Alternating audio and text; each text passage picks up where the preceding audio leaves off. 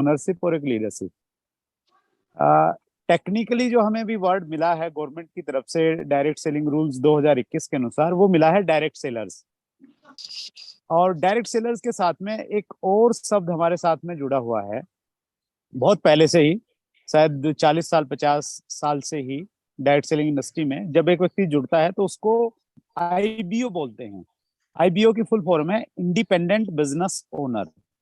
यानी जिस दिन हम लोग जुड़ते हैं उसी दिन से हमें इंडिपेंडेंट बिजनेस ओनर की भावना से काम करना है। और जो लोग इस भावना से काम करते हैं वो बहुत आगे चले जाते हैं। और जो कहीं ना कहीं ये सोचते हैं कि यार अपलाइन आएगा, हेल्प करेगा, उसका बिजनेस है, मेरे करने से उसका लाभ होगा, कंपनी करेगी, तो फिर वो नहीं पढ़ पाते क्योंकि उनके पास में वो भाव नहीं आ पाता है ओनरशिप का। तो ओनरशिप बहुत इंपॉर्टेंट है और बहुत जरूरी है। लीडरशिप को लेके हमें एक चीज समझनी पड़ेगी, स्पेशली टेक्निकल अचीवर के पॉइंट ऑफ व्यू से।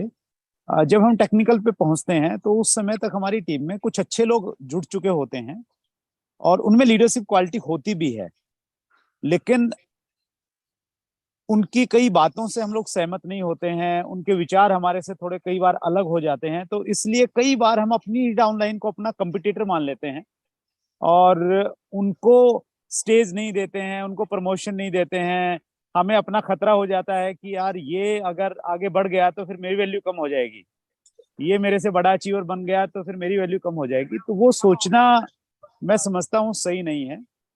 आपकी टीम में जब लीडरशिप वाले लोग आएंगे तभी आपकी टीम ग्रो करेगी बहुत ज्यादा। अगर ऐसे लोग हैं जिनसे आपके थोड़े से विचार मेल नहीं खाते हैं, उनका और आपका मतभेद हो सकता है किसी चीज को लेकर, तो ऐसे लोगों को आप सम्मान कीजिए, उनके साथ में थोड़ी सी एक बढ़िया आप ट्यूनिंग बनाने की कोशिश कीजिए।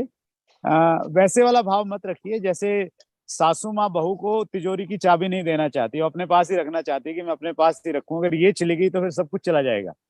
तो उसमें लड़ाई झगड़े ज्यादा होते हैं। और अगर सासू माँ पहले दिन बहू को समझा देती है कि भाई ये बहू तेरा घर है, तू संभाल, तो फिर बहू और ज्यादा जिम्मेवारी के साथ में काम करती है। तो हमारी टीम में भी जो ठीक ठाक से लोग हैं, एक लेवल पे आदमी पहुंच जाता है तो उसको आप जिम्मेवारी दीजिए और थोड़ी गलतियां होंगी तो उनको करने दीजिए। जब तक आप नीचे जिम्मेवारियां नहीं देंगे तो तब तक नहीं होगा। और एक अगर मैं सार बोलूं, एक चीज अगर आप सिर्फ लेके जाएं तो वो लेके जाएं, ये हमारा बिजनेस पूरा का पूरा डुप्लीकेशन का बिजनेस है।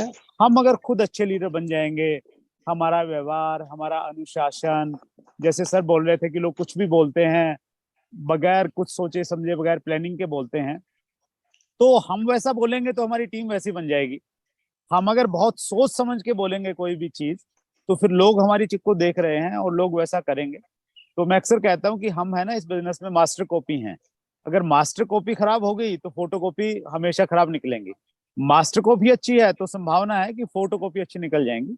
तो लीडरशिप के लिए सबसे जरूरी चीज ये है कि हम अपने आप को चेक करते रहें, एनालिसिस करते रहें कि मुझे कहाँ पे काम करने की जरूरत है, और जहां पे जरूरत है वहां पे काम करेंगे तो उसका असर कहीं ना कहीं हमारी टीम